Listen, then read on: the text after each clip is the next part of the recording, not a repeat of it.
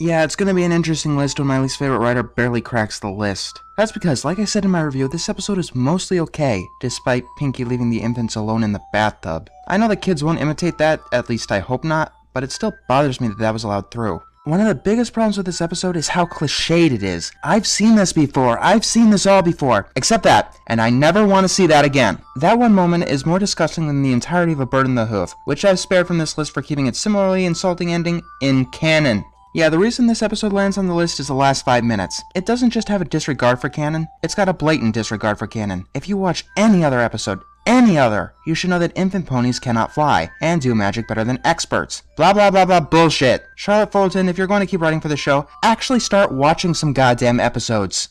Oh wait, you must have, because this episode rips off the plot from Stairmaster. Not only is it disgusting, insulting, and cliched, it's also redundant. Charlotte Fullerton, why are you ripping off the only writer on the show who's debatably worse than you? I mean, if you're gonna rip someone off, rip off M.A. Larson or Cindy Mara or even Amy Keating Rogers. Or if you're gonna rip someone off, actually do a better job than they did.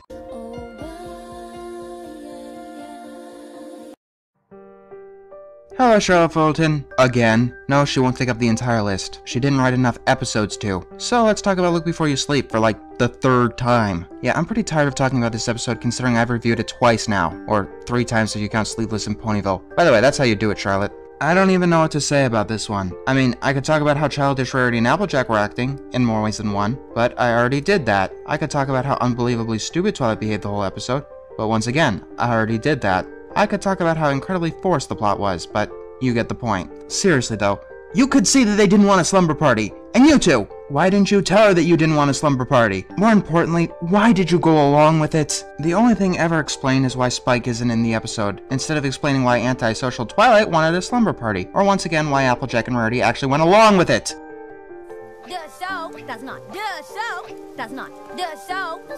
I've heard that exact same argument in a commercial once, but there was one little difference. The people arguing in the commercial were 5 years old. You know, not successful business owners. I've repeatedly heard the excuse that it was to make it obvious that they were behaving childishly. I don't buy it. There's a huge difference between acting childishly and actually acting like a child. Rainbow Dash was acting childishly in Fall Weather Friends when she assumed Applejack was cheating, but it was believable, in character, and at no point did she spout this miserable excuse for dialogue. But I could forgive this. I could forgive the out-of-character behavior, the forced plot, the terrible dialogue, if it wasn't so ungodly boring. I don't know if it was supposed to be funny that Twilight could notice what was directly in front of her, but it came off as infuriating. Haha, Twilight could stop the arguing and fighting, but she doesn't. Isn't that hilarious? No, it's not. It's out of character, lazy writing, and frustrating.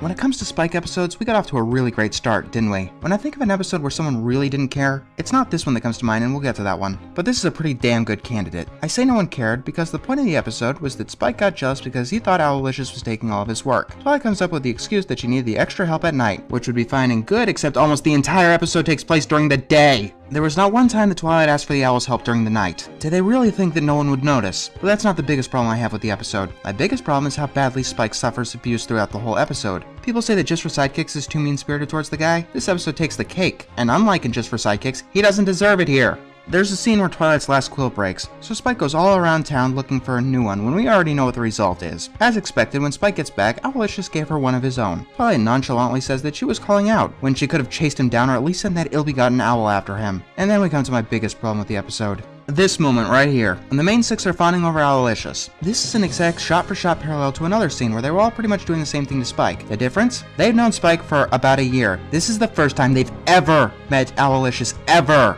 If it's that easy to gain their affections, then those affections are worthless. It makes them all seem horribly petty. Yes, Rarity, petty. Why else would you have a special bow tie for an owl that you've never seen before? Now let's talk about Owlicious. He's a Mary Sue. You cannot compete with him. He is perfect in every way and has no personality other than being better than whoever gets jealous at him. He's my second most hated pet, only edged out by surprise Angel Bunny. No one thought anything through in this episode. Cindy Morrow didn't think about the implications or the fact that we already had a better jealousy story told, and the animators didn't think about the passage of time. This was an episode that didn't need to exist. And next we move on to an episode that shouldn't have existed.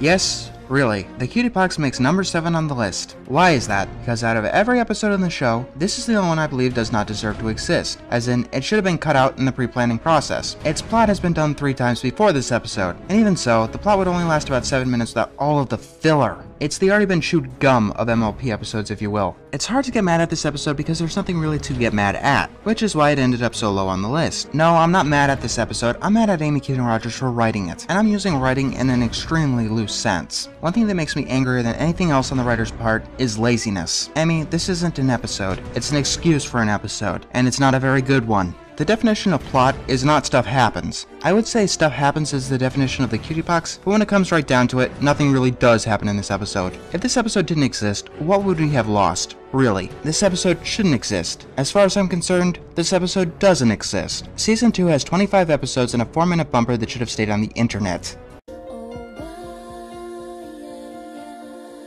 Yep, it makes everyone's worst list, including mine.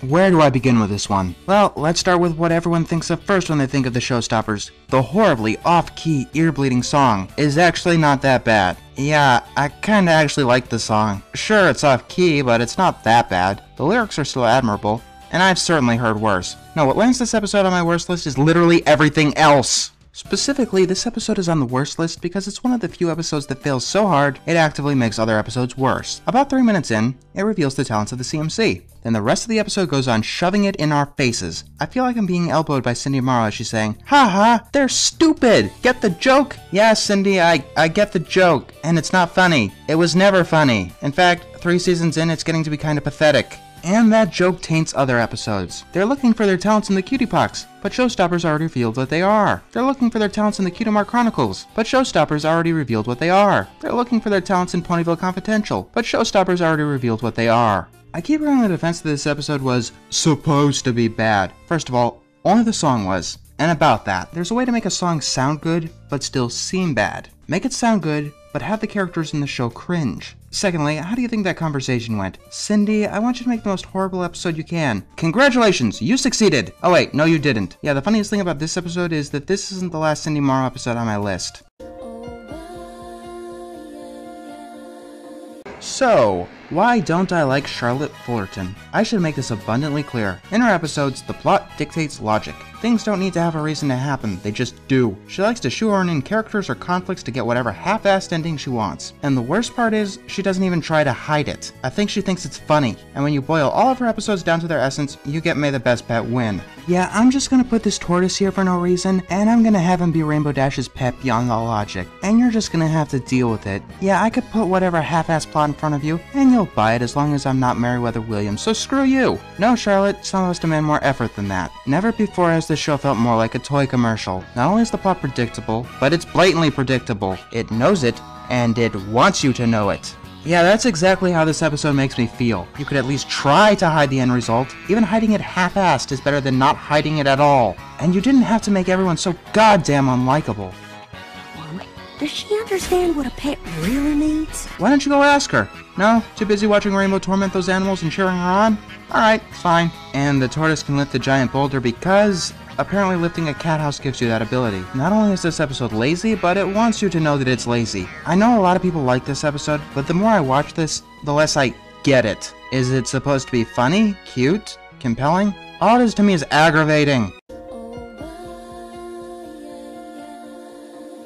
You know, this all could have been avoided if y'all just came to me in the very beginning. I wonder how insulting this moral is to the victims of bullying whose adults in their life could not or would not do jack shit to stop their bullying problem. Very insulting. Like, unbelievably insulting. Really, what if you tell the adults and they ignore you? Or tell you to ignore the bullies? And what if the bullies get the brilliant idea to pepper spray you because you tried to tell on them? And then what happens if the adults didn't believe that the bullies would do something like that? And then you have the gall to suggest that taking a stand against your bully turns you into a bully. Sometimes the only way to stop a bully is to show that you're not afraid, which is easier said than done. Sometimes bullies are packing knives. Sometimes they're packing guns. There's no such thing as an extreme case of bullying either. Some of them can get just about as sadistic as Babs here. Oh, she was bullied back in Manhattan. Boo-hoo-hoo. That doesn't give her license to become a bully. This episode gives her license though, but she didn't want to become a bully herself, which is why she upped the bullying to physical levels and continued to do so while Diamond Tiara and Silver Spoon weren't around. Why don't you come up with a better excuse, like,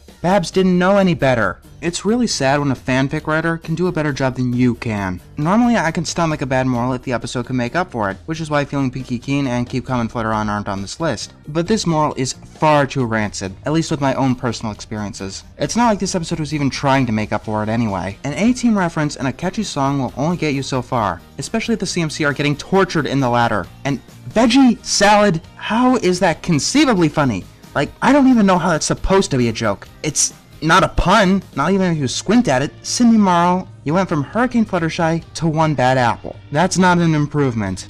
Why does life have to be so ironic? Because life hates you. Next. Every show usually has at least one episode that does absolutely nothing right. Friendship is Magic is lucky. They got theirs out of the way fairly early. In Ghostbusters, every single joke falls flat. The plot is so paper thin, being bolstered by a subplot that amounts to Spike trying to get Twilight off of her ass and show up Trixie. Ah yes, the characters. Every single goddamn one is annoying and reprehensible. Trixie, a traveling performer, comes to Ponyville to do magic tricks. Yay, Trixie, you can do magic. So can 1/3 of the population. True, some unicorns are more powerful than others, but Trixie's tricks didn't seem all that impressive, even back then. Even so, she didn't deserve to be heckled like she did by Rainbow, Rarity, and Applejack. Our heroes, everyone! Rainbow is the last pony who should be complaining about anyone being a loudmouth. And why the hell do Rarity and Applejack care about Trixie's performance? She's a performer! It's what she's supposed to do. That's her job. She's supposed to embellish her talents, and if you don't like the show, just leave. Seriously, it's not like Trixie's restraining you guys, you know, until you try to show up the show-off by being a bigger show-off. Then we get to Spike at his most punchable, his worst appearance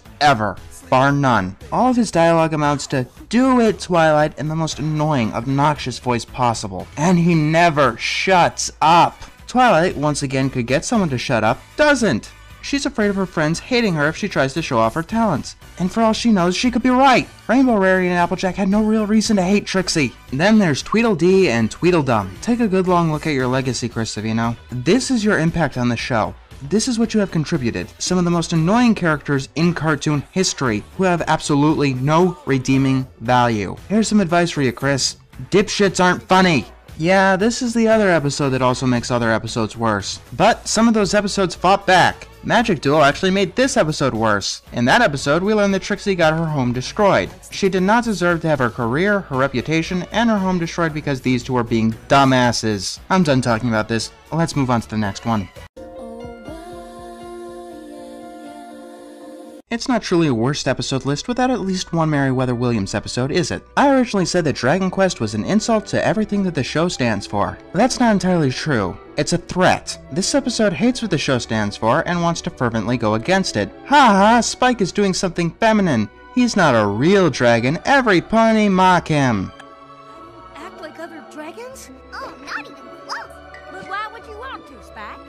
How the fuck did a line like that pass through the censors? Of course, that's nothing compared to the fact that the episode wants to teach that message. Spike, you're a dragon, and you should be ashamed for being a dragon. Each and every one of them is brutish. They do stupid things. They steal. They vandalize. They have no regards for life. You should be more like ponies. They are perfection compared to dragons. They took you in, so you should be indebted to them and serve them for the rest of your life. Spike has absolutely no respect from ponies, but that's okay. At least they're not dragons. See where I'm going with this? I'm honestly surprised why more bronies don't hate this episode. This episode actually deserves Meriwether's treatment and reception. Yes, I do mean that. I already said that this episode was beaten by Gravity Falls. Do you know what else this episode was beaten by? G1. Not kidding. There, Spike learned that just as there are different types of ponies, there could be different kinds of dragons, and that one group doesn't represent a whole. You know, unlike in this episode, where it's to be assumed that all dragons are like that. Besides that, there really isn't much to say. The intro is terrible, putting Rainbow Dash on the right just to beat her up. The plot is predictable. We knew that Spike wasn't leaving forever. It's also contrived. Twilight, you don't know anything about creatures that migrate over your house, except for their migration patterns apparently. This is one of two episodes that actually fall into the hate category for me, and if you watch my reviews, you already know what the other one is.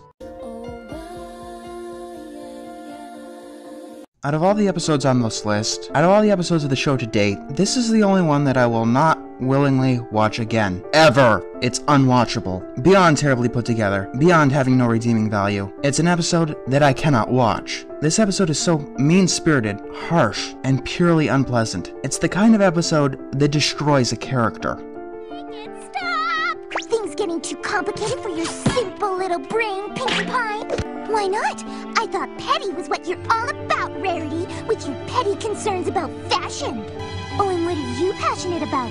Birthday cake? Party hats? On pointless pursuits that no pony else gives a flying feather about! Yeah, well, fuck you too, Fluttershy. Tell your best friends that their lives have no purpose. Tell them that you personally find no value in them. Do it all with no hesitation at the slightest provocation. Why would anyone want to come back to you after that? Oh yeah, because it's all Iron Will's fault. He put those dirty words in Fluttershy's mouth. He told her to drive her friends to tears.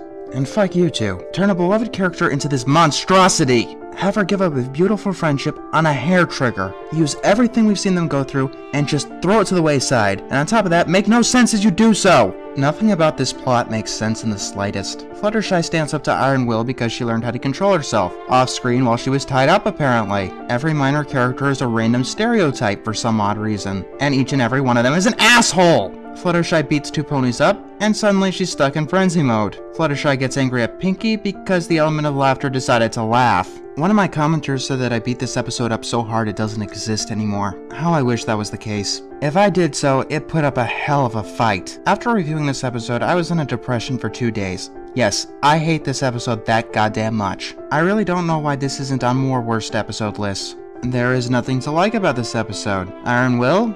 Sure, he's interesting, but he's also a stereotype of self-help instructors. The Looney Tunes reference? It's funny, I guess, but I still have the sour taste of Angel Bunny slapping Fluttershy across the face in my mouth. The Lonely Man Hulk reference? That would be nice if it didn't come immediately after the worst moment of the show. The slapstick? Yeah, that would be funny if it didn't happen entirely to characters who didn't deserve it. All I could say is fuck this episode. Here's to hoping I don't have to update this list in the future.